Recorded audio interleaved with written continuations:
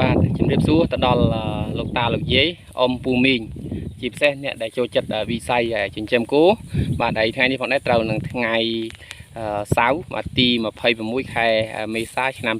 2025បាទហើយនេះជាសកម្មភាពបង្ហាញជូននៅតាមវាល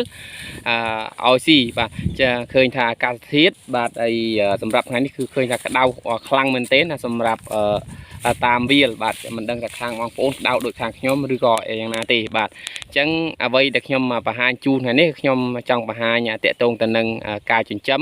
ក៏ដូចជាបន្ថែមជាមួយនឹងបងប្អូនអ្នកដែលមានចំណាប់អារម្មណ៍បាទចង់បានមេគោយកទៅចិញ្ចឹមបងប្អូនអាចមកមើលបានឬក៏អាចសាកសួរបានតាមលេខទូរស័ព្ទរបស់ខ្ញុំបាទផ្ទាល់បាទហើយខ្ញុំក៏មិនបានបង្ហាញលម្អិតទាំងអស់តាក់ទងទៅនឹងមេគោដែលមានទាំងអស់នេះទេដោយសារនៅតាមវាលនេះក៏វាបែកពីគ្នាឆ្ងាយហើយមេគោផ្សេងក៏ខ្ញុំបានថតបង្ហាញជូនដែរគាត់ថាបញ្ជាក់ជូនសម្រាប់អ្នកដែលនៅតែចង់បាននៅតែចង់ចិញ្ចឹមជាមួយគោបាទអញ្ចឹងឃើញថាមួយរយៈកន្លងមកនេះមានភ្លៀងធ្លាក់អាចថាច្រើនដែរបាទវាចន្លោះដែរតែភ្លៀងរៀងច្រើនអញ្ចឹងវាប្រឈមនឹងបញ្ហាជំងឺចាប់ផ្ដើមមានបដើចំពោះបងប្អូនអ្នកដែលចិញ្ចឹមសត្វឃើញថាអាកាសធាតុក្តៅហើយមានភ្លៀងអញ្ចឹងវាអាចធ្វើឲ្យគោរបស់យើងចាប់ផ្ដើមមានជំងឺជាបដើហើយជាពិសេសដែលយើងបានជួបរាល់ថ្ងៃនេះគោខ្ញុំផងដែរនេះអាចថាវាមានភាពដង្ហក់បាទហត់ខ្លាំងអញ្ចឹងវាអាចប្រឈមនឹងជំងឺច្រើនជាពិសេសសម្រាប់រដូវនេះអាចថាវាចាប់ផ្ដើមនឹងជំងឺសាហើយបាទអញ្ចឹងវាអាចគោយើងហត់អញ្ចឹងបងប្អូនអ្នកដែលចិញ្ចឹមទាំងអស់គ្នាគួរតែសង្កេតទៅលើគោរបស់បងប្អូនពេលដែលជួបជាមួយបញ្ហាបងប្អូនអ្នកដែលអាចចេះព្យាបាលខ្លួនឯង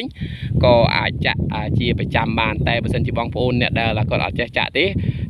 ពិនិត្យមើលជាមួយគោរបស់យើងហើយតាក់ទងជាមួយនឹង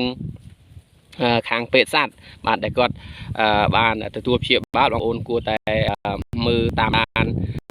សត្វយើងថាពេលវាត្រឡប់មកដល់ក្រោលពេលល្ងាច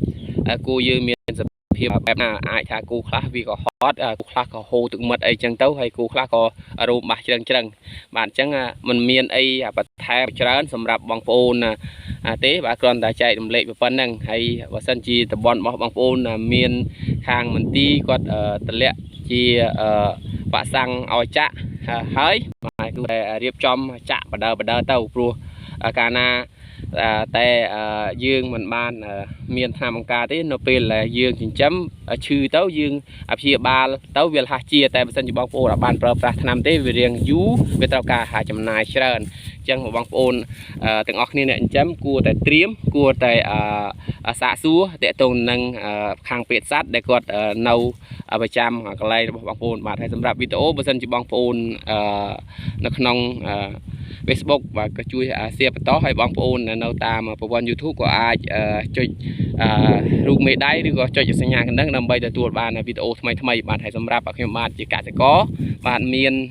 មេគូបាទសម្រាប់លក់ចែកជូនទៅដល់បងប្អូនហើយចង់យកទៅធ្វើពូជបាទជាចុងក្រោយខ្ញុំបាទមានតែប៉ុណ្្នឹងអរគុណនិងជម្រាបលា